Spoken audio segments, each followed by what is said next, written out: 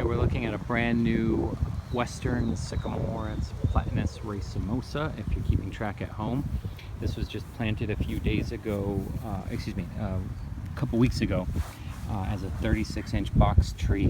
And I've been asked to check this tree out and several others here on the same property to determine if they were good trees and if they were planted properly. So I have a question that I wanted to share with you guys. We're looking at the root flare of the tree. It does have a little bit of a root flare right here. You can sort of see it. That's fresh wood right there. There's a little bit of a root flare, but then if I put my really fancy soil probe right next to that root flare, I can feel the top of the root there, but as I work my way around, the screwdriver will go all the way in, and I can move over just 1 inch, and I can keep going all the way around. Oh, there's a root right there.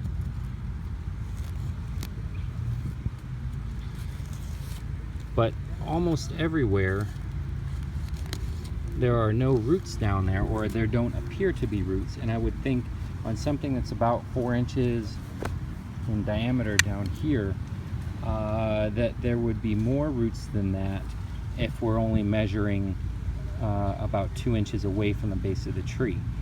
Obviously, if we were to come way out here, we wouldn't be able to feel large woody roots. But as I keep working my way around, we either don't find any roots, or they are far enough, they're a good 4 to 6 inches down. So would you guys say that this is a good tree, or that little bit of information that you have there is enough to say if this tree was grown properly at the nursery and then planted properly on site? It's also worth mentioning that it was planted, the depth of that pit right there is from grade level. We call it grade level right about here. If we go straight across, that's way up here. So at a minimum, it's a good 8 inches from the top of the root flare to where grade level should be.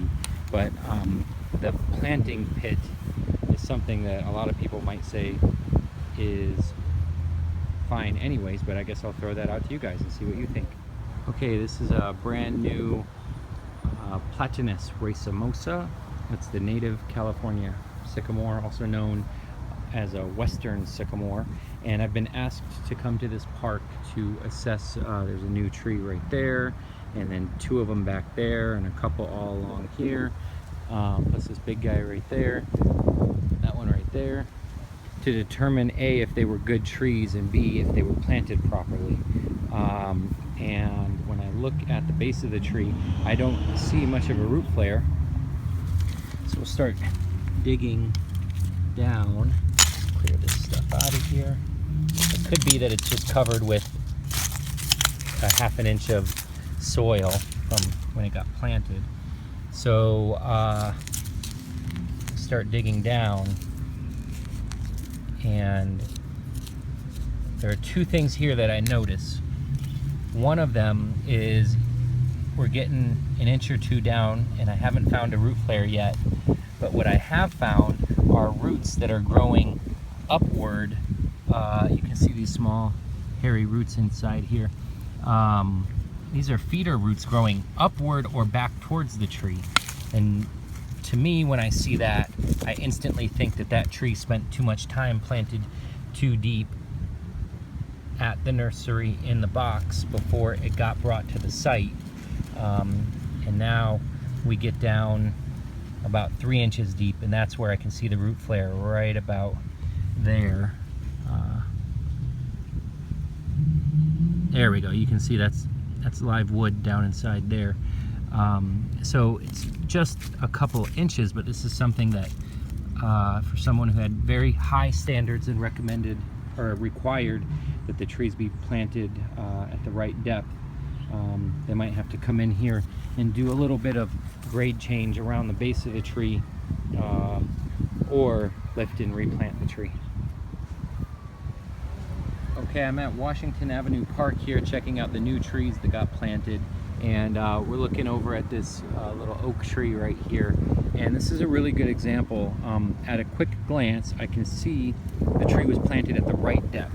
And if we look around, look around to the backside right here, this is a root that indicates the root flare, and it's right here at grade level. So that's perfect. But as I continued digging around the base of the tree, I noticed this root right here, this one root that is kinked to where it's growing straight down, and that's not typical. That's not what we want. And as I keep digging, I found this other hard root right here, this little guy right there that's sticking out in orange, and then this guy right here, kind of like a knuckle sticking up. And what these are from, oh, and then we have, this is a girdling root going around the tree, and all the roots back here on this back side, they tend to go straight down, and there should be a root flare right here, but I can't find that. And then on the back side over here, you see more roots that are coming, circling around the trunk rather than radiating outward the way they should be. And you can even see these guys right here on this side, again circling around the trunk. So what this tells us is that when this tree was in a little bucket, maybe when it was in a 5-gallon bucket years ago at the nursery, they left it in that bucket for too long and the roots started girdling. So even though it's a healthy looking tree planted to the right height, this is something that I could see having problems with a decade down the line or more. And the tree could grow healthy for a really long time, but then because these issues weren't addressed, we end up with structural issues down below rather than a nice big root system that is stretching out over into the surrounding soil to anchor this big tall tree that we're gonna eventually have right here. Okay, we're checking out some Australian willows here, and when I look at the base of this tree, without even digging down, I can see this root right here is kinked and growing back towards the center of the trunk of the tree. Even though there's a good piece growing out towards us, the main part of the root is kinked. And then looking through the other side of the tree, this guy goes straight down.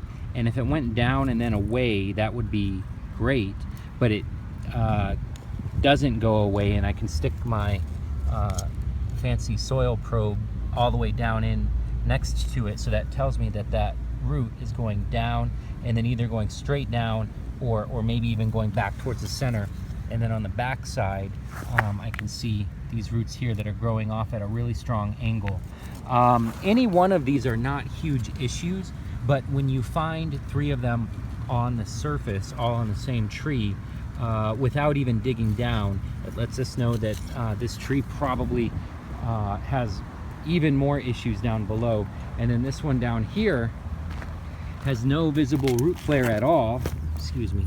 And so as we start digging, we should find that. And so there, that's where the root flare should be. And you know, we see that first root.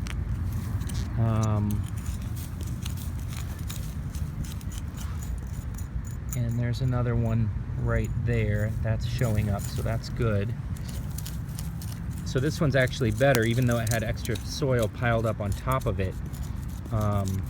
It appears to be better once we get this extra soil removed out of the way off the base of the tree. Then we could look down deeper and see if there are good roots coming off this trunk, which the more that I dig, we can see all these little feeder roots, these little tiny roots down here, but we don't see